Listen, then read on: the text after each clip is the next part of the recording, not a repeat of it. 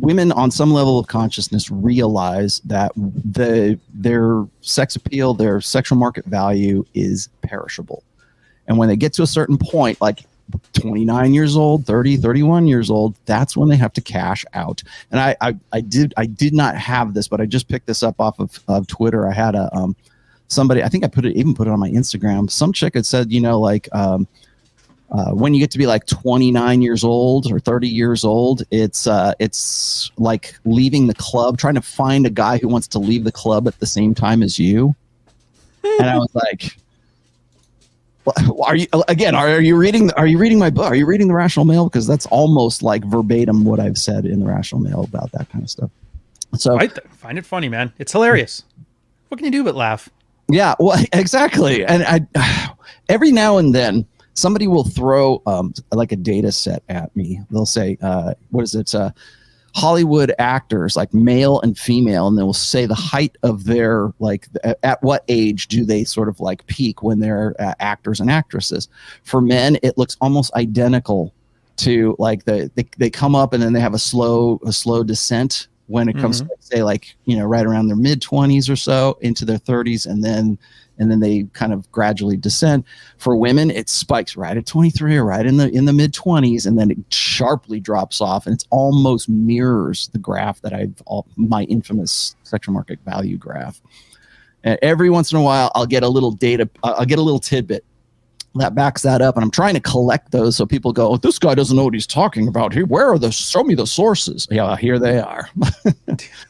Talk to your friend circle. That's the part that blows my mind. For a lot of guys, they give me this whole "I don't believe this" thing, and then you just bring up a personal story from some. Hey, remember 2 years ago this chick? Oh yeah, oh yeah.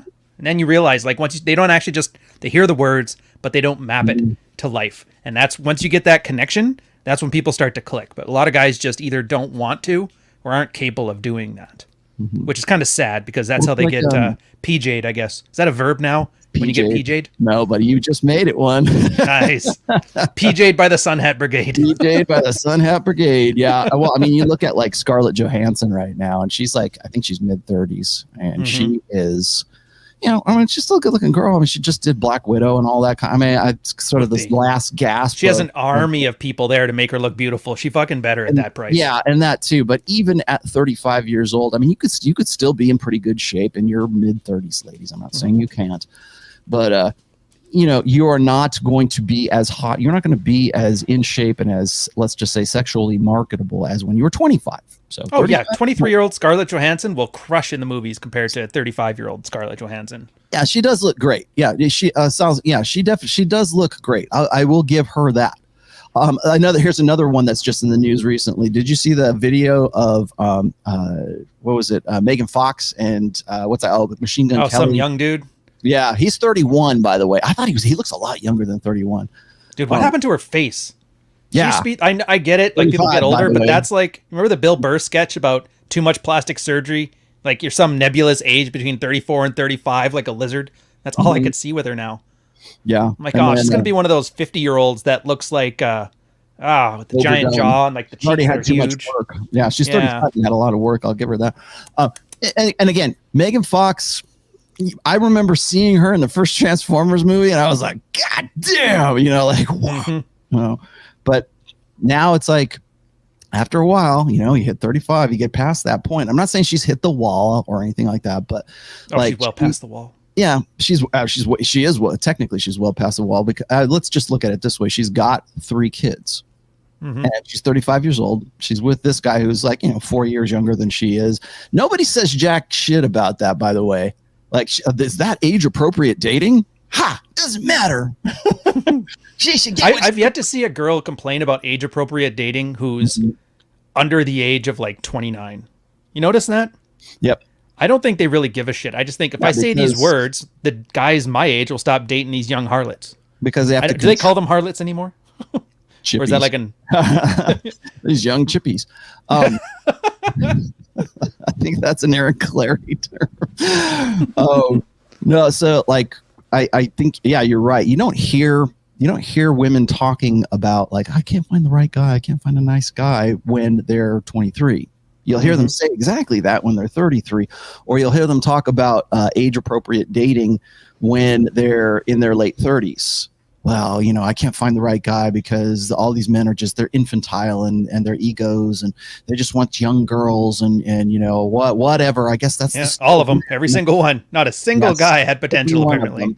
Or I can remember. Do you remember when Keanu Reeves showed up with his new girlfriend who was?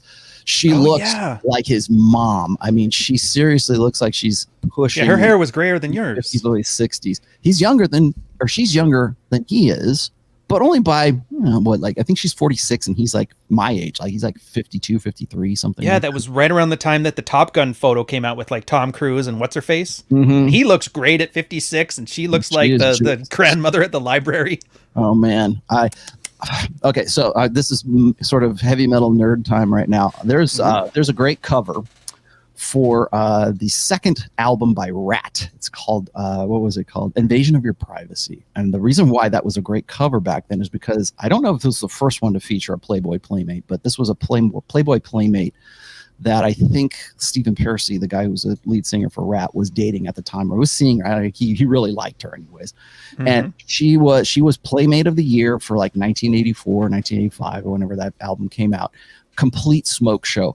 Do not go look her up now.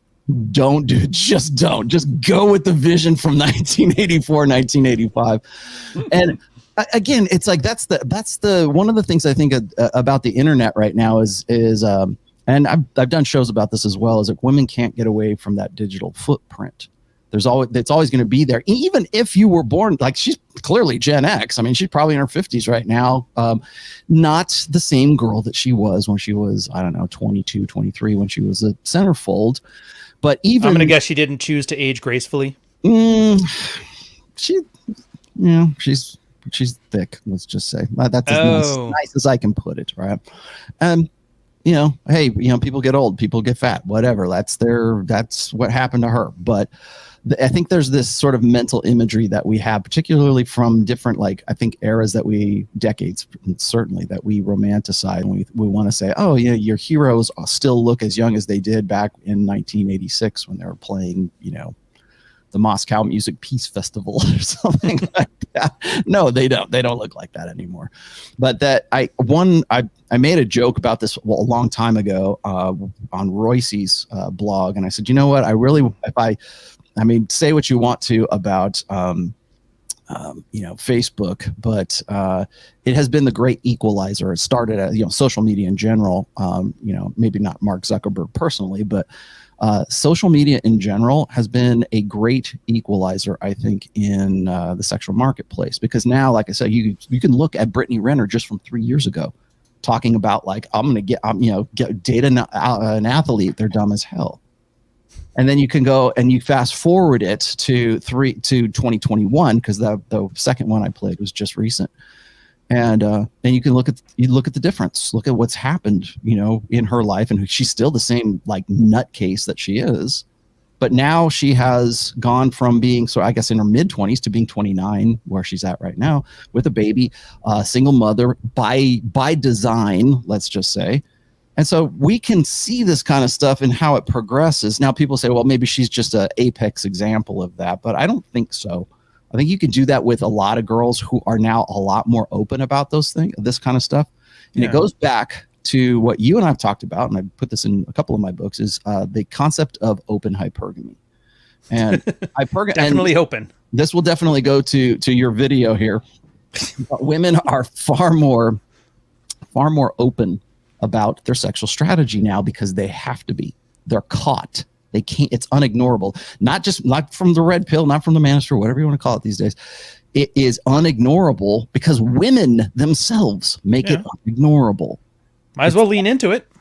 Yeah. I mean, what's the consequences? That's the one thing I love about my video. She's doxing this dude, making him look like a complete simp. Granted, he gave her all the ammunition she needed.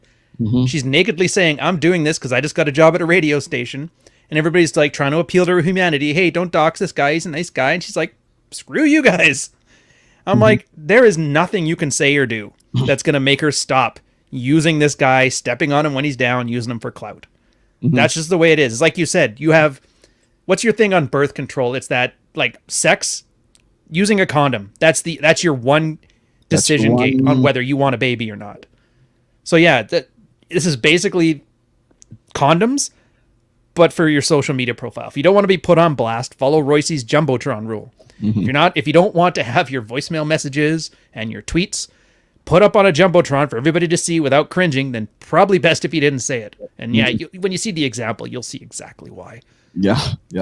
And yeah, we could sit here and argue about why she's bad and the reason she's bad, but just that's the takeaway. If you're red-pilled, hey, don't do this stuff. And I know you like Fresh and you like Fit and those guys and they do those things, but dude, in the era of Me Too, sending out a DM saying, hey, you're gonna sleep with me to get on my podcast, I'll pay you an exposure. I'm like, dude, that's gold. That's gold to a woman who knows that kind of stuff. I know. Those guys. I've read the Rational Mail. I'm pretty sure you said in there specifically, don't do that.